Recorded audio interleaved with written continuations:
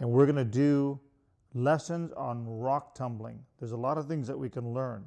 In fact, the master parable teacher was Jesus, and he used everyday life experiences to teach examples from the scriptures that we benefit from today. And he used everything around him, and that's what I'm going to use. I'm going to use rocks to teach us a valuable lesson. And I love polishing rocks. I've been doing it for years. All these rocks come from the various places that we've traveled over the years. We've been to all 50 states and 12 countries with the Mantle Ministries. And I usually pick up a rock and bring it home, and when I collect them all, I tumble them. And I'm going to show you that process in just a few minutes. Now, not all of these were tumbled. For example, that rock right there is iron pyrite. Another word for it is fool's gold. The rock above it is lava rock from Hawaii. This rock is a geode quartz rock. I didn't tumble that because it's kind of cool looking. So not all rocks are tumbled. And then this is a piece of slate from a roof. Came off a roof in Scotland. I thought that's kind of cool. Obviously I didn't tumble that. So let's go to my tumbling machine and I'll teach you all about what it takes to tumble. Okay, now we're in my workshop and I'm going to show you the process of rock tumbling. So what I did is I collected 2 pounds of rocks. They don't have to be exact, but enough to fill 3/4 of this container with what I call common rock. Now what you do is you look around as you're walking, hiking in your neighborhood and places where rocks are scattered, driveway rocks. It's amazing where you'll find common rock. And then you collect what looks nice to you by sight. And then you say to yourself, what would this look like if it's polished? And that's what you want to look for. So I do some kind of fun things. If you have a little bit of water, you can wet the rock and that will tell you if it's going to shine up nicely. Or you can do the old thumb and spit test. You take some water from your tongue and you rub the rock. And if the rock is a little bit of shine to it, then you know that's probably going to tumble well. If it's dull, it likely won't tumble well, but it will smooth up. So you're going to have to choose, do you want smooth rocks, polished rocks, or a combination? And you'll usually end up with a combination from my experience. So then you take your container, fill it with rocks. This is from the tumbling machine that you'll purchase. You'll have different size containers. And then you have to have the most important ingredient. It's called grit. And the grit is what actually rubs against the rock and begins to do the process of the tumbling. Now this is coarse grit. It's called step 1. This is a very time-consuming project. Believe it or not, it's going to take 7 weeks. But we're obviously not going to be here for 7 weeks straight. So I will pick up where I leave off each week and show you the process, which is going to be really exciting. We'll take off the lid together. We'll look inside and we'll do 1 week's tumbling, 7 days with coarse grit, and we'll see how it looks and what the process is. It's slow, so you have to be patient.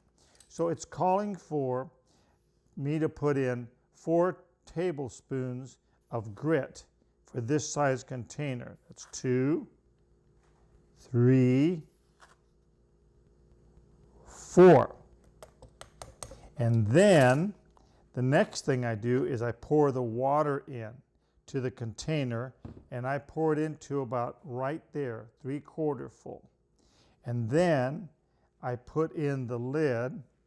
It's got a sealed rubber lid, and I'll put that in there nice and tight, and then I'm going to tighten it down with the cap, and then it's got a turnbuckle, a very tight little wheel that you can turn and make it very tight.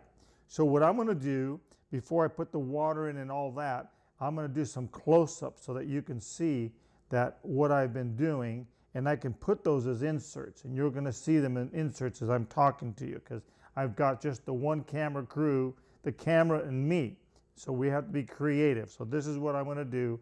I'm going to be creative and show you some of these things. Now I want to show you something that's going to be part of my lesson that I'll teach you in another episode. But you can see this is quartz crystal, and it's mixed with some green aggregate. And this will be kind of pretty because of the two colors. But the thing is, it's got rough edges, so you're going to find that this may not smooth up like we want, but it might get polished, especially in some of the areas. So not all rocks are perfect. This rock is quartz with aggregate. It's tighter, it's smoother, already going to tumble well because it's already half smooth from a creek bed, and over the years that did some erosion and smoothed up the rough edges. This is really a cool rock. You can see all this upper part is quartz, and then down here it's just common rock, combination of quartz and common rock. So I'm curious what that's going to look like. So the fun part of tumbling is you never know what you get. This is all quartz, so we're going to see how that comes out. It's got a little rose color, and it's called rose quartz, and we'll see if that gets shined up a bit. Now this is a flat rock, and it's going to smooth out, keep flat, and it's tough. It's a hard rock. The harder the rock, the better the polish and the shinier it gets. So I'll show you that in just a minute. I'm going to set this rock aside to show you. This is really an amazing rock. This is flint. You know how people, the mountain men, used to start fires with flint and steel? This flint rocks polish really nice because they're very, very hard. And that's flint. And then this is red aggregate. And I wanted to show you that rock. That's really pretty. I'll show you how that works. And then green, I love this green one. And oh, look at this green one. This is green with rose quartz in it. And that's going to be really nice looking. Common rocks, it's hard to know the names of them, and I don't know the names of all the rocks. It gets complicated. Look at this one, all these lines, like marbling effect throughout this rock. And we're going to see how that comes out after it's polished. Nice round, it's going to smooth up. Throw that in there. And I chose this one because it's kind of unique. This edge here has got quartz, and some of those quartz are actually like quartz crystals, and they're going to probably break off. I'm just kind of curious. This is my experimental rock. So we have a hard garnet green with quartz, and I think it's going to get ruined in the tumbling. These beautiful little quartz, but we're going to experiment. We'll see how that comes out. We'll learn our lessons, these different rocks.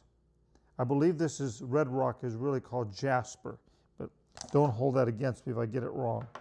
And then this is quartz, and I like this one because it's got some rose quartz and garnet together, and or it could even be a granite. Granite's a very, very hard rock. This has got granite with rose quartz in it. And watch this. This is what I wanted to show you. I thought it's kind of neat. Remember I told you earlier, if you wet the rock, so I'm going to go to my water here, dip it in, and it's going to be shiny. So with the polish, that will shine up, and all this pink will stand out from the green. So we'll look at this common rock and what it turns out like in 7 weeks. Now see this ordinary opaque, very plain, dip it in water, or you do the spit test if you're out in the field, and look how beautiful that green comes out, like a marble effect. Beautiful. Same with this one. Nice and shiny, it brings out the luster, the red comes out, it's more vibrant. And the jasper, look at the jasper. And that's beautiful. Look at this with the quartz mixed in with the red jasper. So once you get your rocks in your tumbler, you use your grit like I already showed you. I put in my 4 tablespoons of grit. This is the coarsest grit that is process number 1. Part 1 is coarse grit. Then we put the water in 3/4 of the way.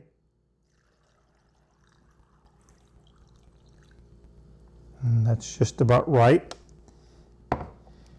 Then I take the lid, put the lid nice and tight.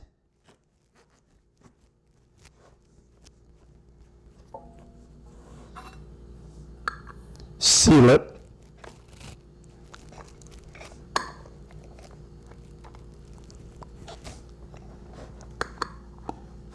Now it fits tight because you'll see in a minute why it needs to be so tight. There it is. The washer and my turnbuckle. Just tighten that as tight as I can. Now I'll turn it sideways and make sure that none of the water is going to leak out. And then the next thing we do is we put this in the tumbler. I plug it in.